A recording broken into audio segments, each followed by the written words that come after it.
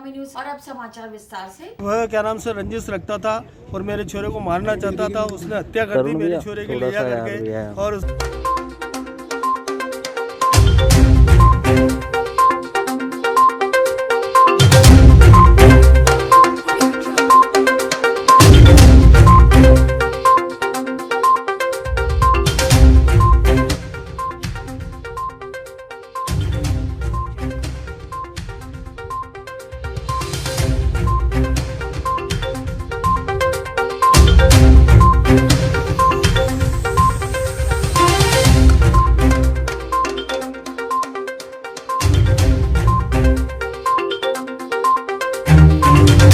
वह क्या नाम से रंजिश रखता था और मेरे छोरे को मारना चाहता था। उसने हत्या कर दी मेरे छोरे की लिया करके। और उसने जो है हमेशा मेरे से अथवा मेरे परिवार से हमेशा रंजिश रखता था, हरी लंगड़ा और उसकी गैंग क्या नाम से। और उसने वहाँ बाहर ले जा करके यूपी के गुंडों से मेरे बच्चे की क्या नाम से जो जान ले ली। उसने हत्या करवा दी है क्या नाम से। बॉडी क्या नाम से बाहर मिली है क्या नाम से, यूपी के अंदर मिली है क्या नाम से जो है। नितेश कुमार नैन मेरे बच्चे का नाम था। 28 साल की उम्र का जवान बच्चा था। ये तो पता नहीं वो ही जाने साहब रंजिश, लेकिन रंजिश रखता था।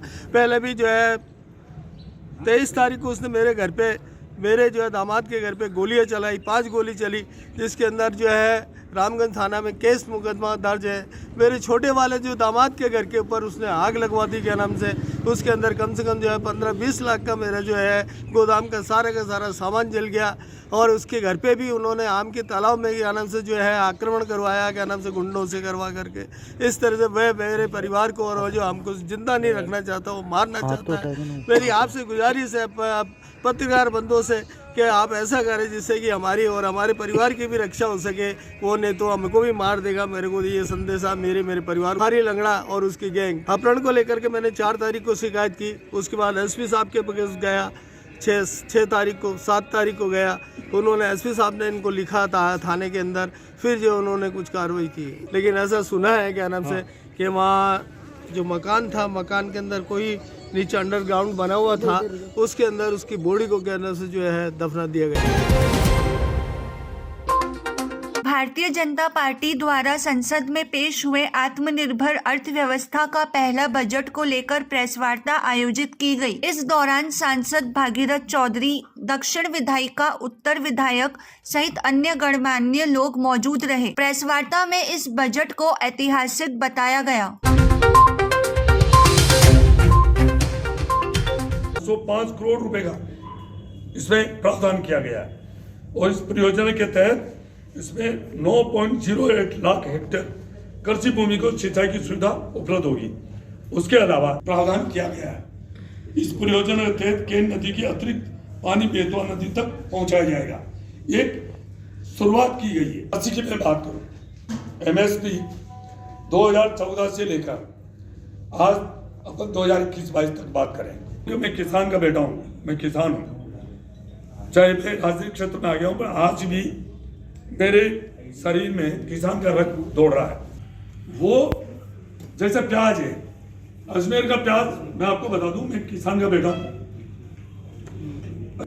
पर सबसे बढ़िया क्वालिटी का प्याज अजमेर में हुआ करता था। पर तो पानी की कमी की वजह से उसको वैसा सिंधी प्याज के नाम से हम पुकारते थे। नरेंद्र मोदी जी के नेतृत्व में एक मिनट चुप करा दो यार। भारत सरकार ने ये जो बजट प्रस्तुत किया है, ये आत्मनिर्भर भारत को बनाने में अपनी महत्वपूर्ण भूमिका बनाने वाला है। क्योंकि हम आज़ादी का अमृत महोत्सव मना रहे हैं और आने वाले 25 वर्ष हमारे देश के लिए बहुत महत्वपूर्ण है। ऐसी स्थिति में हमारा भारत की तस्वीर कैसी हो, हम कैसा भारत को कैसा देखना चाहते हैं। तो आत्मनिर्भर भारत के तहत उन्होंने 5 स्तंभों पर अपने पूरे बजट को स्थापित किया है। उन 5 स्तंभों में इकोनॉमी, अर्थव्यवस्था, वो अर्थव्यवस्था जो है, नरेंद्र मोदी जी चाहते हैं कि हमारे देश की अर्थव्यवस्था $5 मिलियन हो।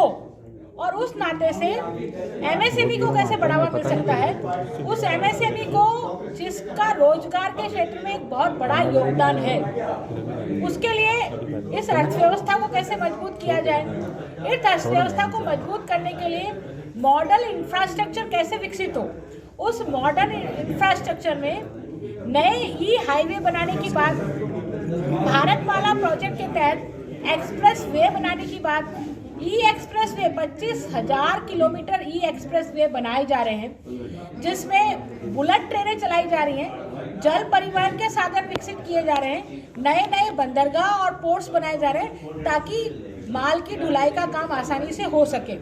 इसके साथ ही गुड गवर्नेंस तब जब तक नहीं होगा जब तक कि हम बहुत इजी नहीं करेंगे लोगों के लिए चीज़ें, और उन लोगों के लिए चीज़ों को इजी करने के लिए बहुत सारे कानूनों में छूट दी गई है, नए कानून बनाए गए, पुराने कानूनों को कैंसिल किया गया है और लोगों को बहुत आसानी से चीज़ें उपलब्ध कराई जा रही हैं ताकि गुड गवर्नेंस के माध्यम से किसी प्रकार की सरकारी मशीनरी में कोई लाल फीताशाही ना होकर के लोगों को सीधा लाभ दिया जा सके, ट्रांसपेरेंसी हो। गुड गवर्नेंस तब होगा जब ट्रांसपेरेंसी होगी। तो ट्रांसपेरेंसी के लिए डिजिटल इंडिया के तहत जो लाभार्थी व्यक्ति है उस लाभार्थी व्यक्ति को सीधे उसके अकाउंट में लाभ दिया जा रहा है और ज़्यादा से ज़्यादा सेवाओं को ई पोर्टल पर, ऑनलाइन पोर्टल पर, डिजिटल पोर्टल पर लाया जा रहा है। डिजिटल यूनिवर्सिटी की स्थापना की गई है। कौशल युवा कैसे बने, इसलिए शिक्षा के क्षेत्र में नए नए रोजगार दिए गए हैं। मैं कृषि के क्षेत्र में कहना चाहूँगी कि कृषि के क्षेत्र में निवेश सार्वजनिक, इसमें व्यय हो, इसमें रोजगार के अवसर हो, ताकि हम कृषि, रक्षा, पर्यावरण सभी क्षेत्रों को इसमें छुआएं और विशेष रूप से MSME के लोगों को अधिक से अधिक सहयोग देकर के, आर्थिक सपोर्ट देकर के उनमें 2,30,000 करोड़ ऐसा MSME में अंदर लोगों को सहयोग किया जा रहा है ताकि उद्योग मजबूत होंगे तो सबसे ज़्यादा रोजगार वहाँ मिलेंगे। इसलिए रोजगार पे ध्यान दिया गया है। जो हमारे विपक्षी दल कह रहे हैं कि साहब इसे रोजगार का कुछ नहीं है, इसे सर्वाधिक रोजगार का यदि बजट कहा तो मोदी जी के बजट को कहा जा सकता है। इसलिए यह बजट हमें निश्चित रूप से आगे बढ़ करके क्रांति करने वाला है। इसलिए राज्यों में भी कैसा, राज्यों को क्या मिला, राज्यों को 1 लाख करोड़ का इसमें सहयोग का भी प्रावधान है, जिसमें राजस्थान का भी है। ऐसा नहीं कि राजस्थान को कुछ नहीं मिलेगा, लेकिन अब केवल विपक्ष की आदत हो गई कि नरेंद्र मोदी फोबिया या RSS फोबिया या BJP फोबिया उनके दिमाग में है। वास्तव में यह बजट देश को मजबूत बनाते हुए विश्व में एक अलग शक्ति के रूप में खड़ा करेंगे ताकि हम जब 100 वर्ष के हो जाएं हमारी आज़ादी को, उस हमारा देश सुसंपन्न, एक अच्छा आत्मनिर्भर, अपने पाँव पे खड़ा होने वाला और हमारे यहाँ का युवा विश्व के अंदर एक प्रकार का अपना डंका बजाने वाला।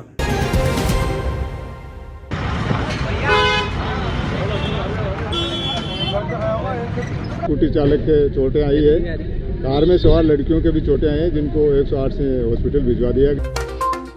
कुंदन नगर में कार और स्कूटी में भिड़ंत हो गई। मौके पर पहुंची सिविल लाइंस थाना पुलिस ने जानकारी देते हुए बताया कि कार ने बस को ओवरटेक करने के चक्कर में स्कूटी को टक्कर मार दी, जिसमें स्कूटी सवार व कार में बैठे लोग घायल हो गए, जिन्हें JLN अस्पताल में भर्ती कराया गया है। पुलिस आगे की जाँच कर रही है।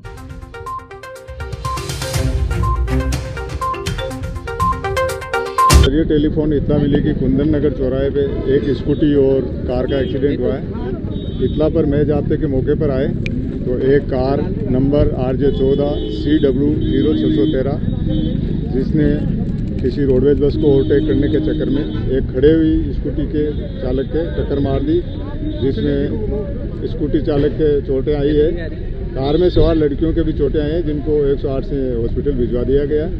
आगे जैसे इतला मिलेगी, रिपोर्ट प्राप्त होगी, कार्रवाई की जाएगी। ये देखेंगे उसको JLN हॉस्पिटल भेज दिया 108 से, जैसी रिपोर्ट प्राप्त होगी कार्रवाई की जाएगी। ये है कि मेरी भाभी और भतीजी और एक गुड़िया और थी गाड़ी में, मैं शायद स्कूल से आ रही होंगी, संस्कृति स्कूल से, तो इधर से आ रही थी। तो अब पता नहीं, रोड सुनने में आ रहा है, देखने में आ रहा है कि जो प्रत्यदर्शी उन्होंने बताया कि रोडवेज वाला क्या वो एकदम से ओवरटेक कर गया, तो भाभी शायद चमक गई, एकदम से घबरा गई होंगी। तो इधर से कोई एक्टिवा वाले आ रहे थे या 3 जने एक्टिवा पे थे, खड़े थे, क्या थे ये तो और देखने में मालूम पड़ेगा। और उनको बचाते हुए, यानी 2 व्हीलर वालों को बचाने की पूरी कोशिश करी और बचाते हुए फिर इधर दीवार में पिड़ गई। ये भी JLN अस्पताल में लेके गए उन सबको, और कंधे में और बच्ची के सिर में भी और हाथ पैर में कहीं चोटें आई, घुटने वगैरह में। और 2 व्हीलर पे जो थे उनको भी अस्पताल ले जाया गया। पहली प्राथमिकता यही थी कि भाई किसी के लगे नहीं, तुरंत अस्पताल पहुँचाया जाए, चाहे पक्ष कोई सा भी हो। और गाड़ी को दीवार में बचाते हुए, यानी उनको भी बचाने का पूरा प्रयास कराया ताकि किसी की ज़्यादा जनहानि ना हो। चंद्रोदा ही रहती हैं भाभी, और रेलवे हॉस्पिटल में जॉब है उनकी। बच्ची के साथ स्कूल से आ रही होंगी शायद, और इसी वजह से मेरे को तुरंत पहुंचना पे यहाँ आया घटना पे, तो देखा गाड़ी इधर घुसी हुई थी। मालूम करा लोगों से तो बोले रोड उजाला कोई गलत ओवरटेक कर गया, उससे चमक गई, ध्यान भटक गया, और इधर फिर बचाते हुए टू व्हीलर वालों को भी बचाने का पूरा प्रयास करा है, और दीवार में फिर गाड़ी का काफ़ी नुकसान हुआ है। मेरे ख्याल से गाड़ी पूरी इंश्योरेंस भी है अपनी, ऐसी बात नहीं है, इंश्योरेंस है, क्लेम है, सब कुछ है। तो बस यही है कि किसी की ज़्यादा चोट लगनी नहीं चाहिए, भगवान की उससे लगी नहीं ज़्यादा किसी की चोट, यही और अंदर अलमारी में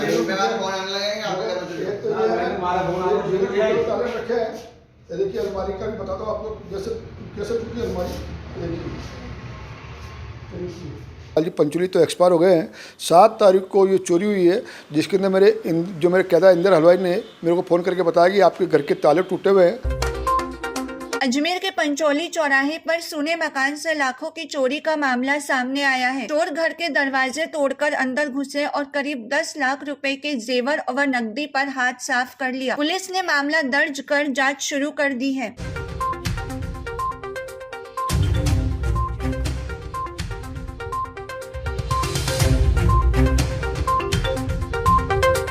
पंचुली तो एक्सपायर हो गए हैं। 7 तारीख को ये चोरी हुई है, जिसके अंदर जो मेरे कैदा इंदर हलवाई ने मेरे को फ़ोन करके बताया कि आपके घर के ताले टूटे हुए हैं, अलमारियाँ वगैरह सब है। तो फिर गोपाल जी भाई साहब, ये सोमदत्त जी यादव वकील, बंटी भैया पतास वाले, जय किशन जी आए, वो भी आए, देख के गए। फिर इसके बाद उन्होंने फ़ोन किया पुलिस चौकी से आया, उन्होंने पूरा वीडियो वगैरह के फोटोग्राफ करके ले गए। और जब 7 तारीख को मैं 11 तारीख को जब आया तो पूरे घर के सब पूरा लॉकर वगैरह सब ताले जो टूटे हुए थे। फिर मैंने आके देखा तो मेरे 2 भाई विदेश में रहते हैं, क्योंकि अलमारी चाबी उनके पास होती थी। तो मैंने पूछा भाई क्या क्या सामान रखा हुआ था, तो उन्होंने कहा कि 3000 पाउंड तो विदेशी वो पाउंड थे, और 40,000 नगद कैश थे, और 10-10 ग्राम के 6 सोने के बिस्कुट, और उसकी 25 ग्राम की सोने की वो चैन, और कान के टॉप्स 8 ग्राम के 200 ग्राम की पाइजब, ये सामान सब चोरी चला गया। और तकरीबन 8 से 9 लाख का माल था, और घर के दस्तावेज, बाइक के और कार के कागज वगैरह सब चले गए उसमें। हाँ, मुकदमा दर्ज हो गया सब कुछ। वो कल भी पुलिस वाला आया, माइन उनका मुआयना करके। परिवर्तन किया जा रहा है वो बिल्कुल सही है। माता सावित्रीबाई फुले के नाम से ये नाम किया जा रहा है राज्य सरकार द्वारा। अखिल भारतीय भीम सेना ब्लॉक पुष्कर ने अंबेडकर सर्किल पुष्कर पर राजस्थान सरकार द्वारा राजकीय बालिका उच्च माध्यमिक विद्यालय पुष्कर का नामकरण करने के पक्ष में बोलते हुए राज्य सरकार को धन्यवाद दिया। साथ ही विद्यालय का नाम सावित्रीबाई फुले रखने के विरोध करने वालों की निंदा भी की।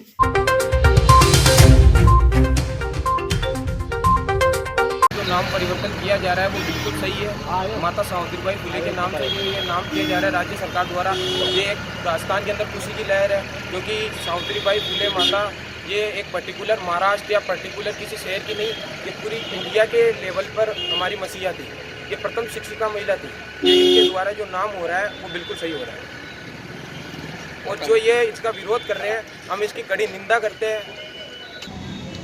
आज हम अम्बेडकर सर्किल पुष्कर पर अखिल भारतीय भीम सेना एवं भीम आर्मी के बैनर तले हम सभी यहाँ पे इकट्ठे हुए हैं, और हम सरकार का स्वागत करते हैं। जो पुष्कर विद्यालय का नाम, जो बालिका माध्यमिक विद्यालय, उसका नाम माता सावित्रीबाई फुले के नाम पर रखा गया है। इसमें हमें खुशी है, और हम ये कहना चाहते हैं कि इसका जो बालिका माध्यमिक विद्यालय है, इसका नाम माता सावित्रीबाई फुले के नाम से ही रखा जाए, क्योंकि माता सावित्रीबाई फुले भारत की प्रथम शिक्षिका हैं, और शिक्षा में उन्होंने बहुत अच्छी पहचान बनाई है। महाराष्ट्र ही नहीं, पूरे विश्व भर में शिक्षा के नाम पर माता सावित्रीबाई फुले ने पहचान बनाई है।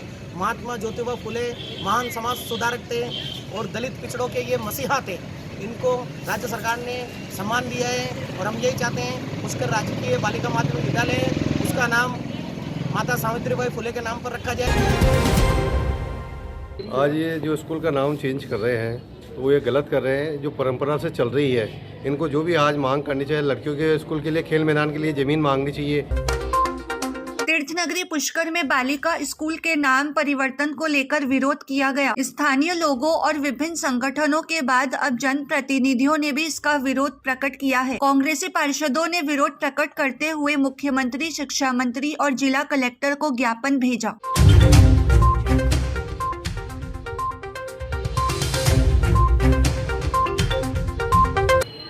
आज ये जो स्कूल का नाम चेंज कर रहे हैं तो वो ये गलत कर रहे हैं। जो परंपरा से चल रही है, इनको जो भी आज मांग करनी चाहिए, लड़कियों के स्कूल के लिए खेल मैदान के लिए ज़मीन मांगनी चाहिए और जो भी काम है स्कूल के शिक्षा के हिसाब से इनको आगे आनी चाहिए, मगर वो काम नहीं करेंगे। ये एक दूसरे की टांग खिंचाई कर रहे हैं कि स्कूल का नाम चेंज करो और ये करो, तो ये बर्दाश्त नहीं करेंगे। हम इसका विरोध कर रहे हैं। तो से राजनीतिक मतलब शिक्षा के क्षेत्र को राजनीतिक अखाड़ा बनाने की कोशिश की जा रही है कि यहाँ पर राजकीय उच्च माध्यमिक विद्यालयों का नाम परिवर्तन करके महापुरुषों के नाम पर। हमारा यही कहना है कि आज स्कूल का नाम यथावत ये रखना चाहिए, किसी भी प्रकार के नाम परिवर्तन नहीं होना चाहिए। अगर आप नाम परिवर्तन करेंगे तो बहुत सारे महापुरुषों के नाम पे एक अवैध चुल्लू हो जाएगी। जो शिक्षा के जो क्षेत्र है वह राजनीति अखाड़ा बन के रह जाएगा। आने वाले समय में लोग पाक जयंती बनाएंगे, पुण्यतिथि मनाएंगे, इसमें शिक्षा खराब होगी। इसलिए हम आज यहाँ पर प्रिंसिपल मैडम से मिले थे, वो थी नहीं वहाँ। इंचार्ज मैडम को हमने ज्ञापन देके ये कहा और हमने मुख्यमंत्री के नाम पे और सबके नाम पे ज्ञापन भेजे हैं और कल से हम लोग होलिका चौक से हस्ताक्षर अभियान चालू कर रहे हैं मुख्यमंत्री जी। 37 के इस नाड़ी वाले कुएं में 41 लाख रुपए की सड़क कार्य का शिलान्यास किया गया है। माखोपुरा वार्ड नंबर 37 में नाड़ी वाले कुएं में सड़क का शिलान्यास किया गया। इस दौरान दक्षिण विधायिका अनीता भदेल ने बताया कि नाड़ी वाले कुएं में 41 लाख की लागत से सड़क बनाई जाएगी। साथ ही इसी क्षेत्र में महिलाओं के स्नान के लिए स्नान घर भी बनाया जाएगा।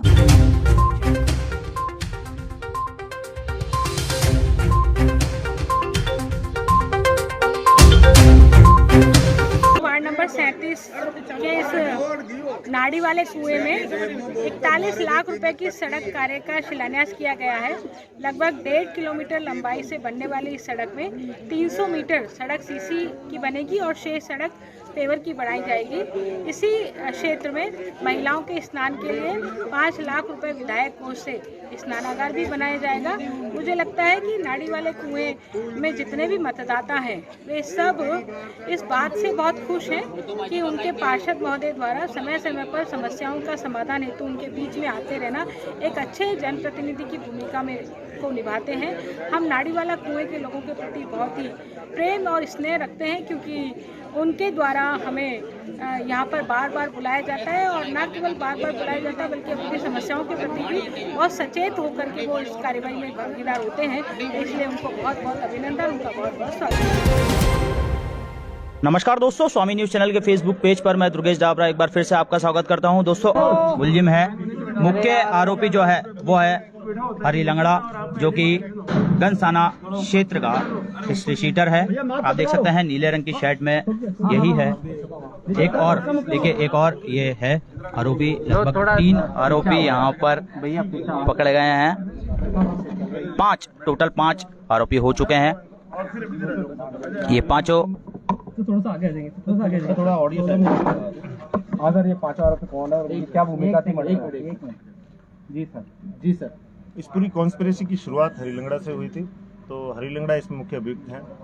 इसके साथ में इन्होंने जो जैसा सर बता रहे थे, इस जो सुपारी किलिंग है इसका कॉन्ट्रैक्ट उसने मनोज यादव को दिया था। तो मनोज यादव एक कोई KTN news channel YouTube channel चलाता है और अपने आप को पत्रकार भी बताता था। तो उसने ये कृत्य किया और अपने साथ ही एक गौतम के साथ मिलकर ये काम किया। तो 3 लोग तो अजमेर के लोकल इसमें शरीक रहे हैं, उन तीनों को गिरफ्तार कर लिया गया है। इसके साथ साथ एक चौथा व्यक्ति बिट्टू नाम से वांटेड है अभी, जो फरार चल रहा है, अपनी मशकन से रुपोश है, उसको ढूंढ रहे हैं। उसके लिए भी अलग टीमें हमने लगा रखी है। उस व्यक्ति ने हरी लंगड़ा और मनोज को आपस में मिलवाया था और उसने ये बात बताई थी कि इन दोनों के बीच में अगर ये पैक्ट हो जाए तो मनोज का, चूंकि ये दोस्त था नैन जो है, और मनोज की और इसकी दोस्ती के कारण हरी लंगड़ा से संपर्क होता है और ये किलिंग, सुपारी किलिंग की जो बात है वो आगे बढ़ती है। मनोज और कल्लू, जिसे हमने और गिरफ्तार किया है, कल्लू को, जो इटावा का रहने वाला है मूलतया, और उसके साथ में एक इमरान नाम से और लड़का है जिसे भी गिरफ्तार किया गया, वो भी इटावा का रहने वाला है, मूलतया यूपी के रहने वाले हैं। कल्लू और मनोज आज से कुछ वर्ष पहले कृष्णगंज थाना इलाका में एक कोई वारदात की थी, 70-80 लाख रुपए की लूट की वारदात हुई थी। उसमें भी ये दोनों साथ में गिरफ्तार हुए थे। उस समय से ये दोनों संपर्क में हैं और इसने इस कॉन्ट्रैक्ट को आगे कुछ अपने लिए पैसे बचाने के लिए और कुछ पैसे उनको देने के लिए इस तरह के कॉन्ट्रैक्ट को मिलकर असाइन किया कि भाई हम इस तरह से इसको मार सकते हैं। क्योंकि मृतक जो है नैन, वो खुद भी अस्पष्ट व्यक्ति है, उसको ज़बरदस्ती कोई ले जाने की क्षमता रखता नहीं है। तो इन्होंने उसको लालच दिया कि हम उसको हथियार दिलाएंगे ताकि वो भी इस हथियार का किसी न किसी तरीके से कोई प्रयोग कर ले। तो उसको बहलावे में लेके इसको यूपी ले गए और यूपी ले जाकर साजिशन तरीके से, जैसा कि इनका तो पूर्व से पहले से प्लान था ही, इनकी मीटिंग्स भी होती है आगरा में, जयपुर में, अलग अलग जगह मीटिंग्स भी होती है, इन सब चीज़ों को डील करने के लिए, तय करने के लिए किस तरह से वारदात करेंगे ये। तो ये करके फिरोजपुर में इन्होंने, जहाँ पर एक कल्लू का मकान है, उस मकान में एक तहखाना बना हुआ है और उसमें मकान का कंस्ट्रक्शन का काम भी चल रहा है, तो उस तहखाने के अंदर ले जाके रात को उसे मार देते हैं और फिर जब तक हम इनकी दस्तियाबी करते हैं तब तक मकान के ऊपर फर्श भी बिछ गया होता है। तो कुल मिला के इन्होंने एक बड़ा प्लान ये किया था कि ये घटना खुलेगी नहीं और पुलिस भी चूंकि कड़ी से कड़ी जोड़ नहीं पाएगी, इसलिए वो एक घटना इतिहास ही बनकर रह जाएगी, लोगों के सामने नहीं आ पाएगी। लेकिन पूरी टीम ने बहुत बेहतरीन प्रदर्शन किया, अपनी काबिलियत को दिखाया। रविंद्र जी ने स्वयं ने इस चीज़ को लीड करते हुए लगातार, इनकी आंखें भी देख सकते हैं अभी भी लाल है, तो लगातार प्रयास करते रहे और पिछले 5-7 दिनों के अंदर हमने काफ़ी मेहनत की। जिला स्पेशल टीम के जो सिपाही जो पीछे हमारे साथ खड़े हैं, चाहे विजय सिंह जी हो, चाहे जोगिंद्र सिंह हो, चाहे मनोहर सिंह हो, महिपाल हो, रतन हो, क्लॉक टावर थाने से रतन है, हर व्यक्ति ने अपना सर्वश्रेष्ठ देने का प्रदर्शन किया। साइबर टीम में से आशीष हो, रणवीर हो, थाने से टीम में उसमें ब्रजलाल हो, चाहे सुधीर हो, हर व्यक्ति ने अपना सर्वश्रेष्ठ प्रदर्शन किया। इसके साथ साथ और इसी के साथ ये समाचार बुलेटिन नहीं समाप्त होते, मुझे दीजिए इजाजत, देखते रहें स्वामी न्यूज़।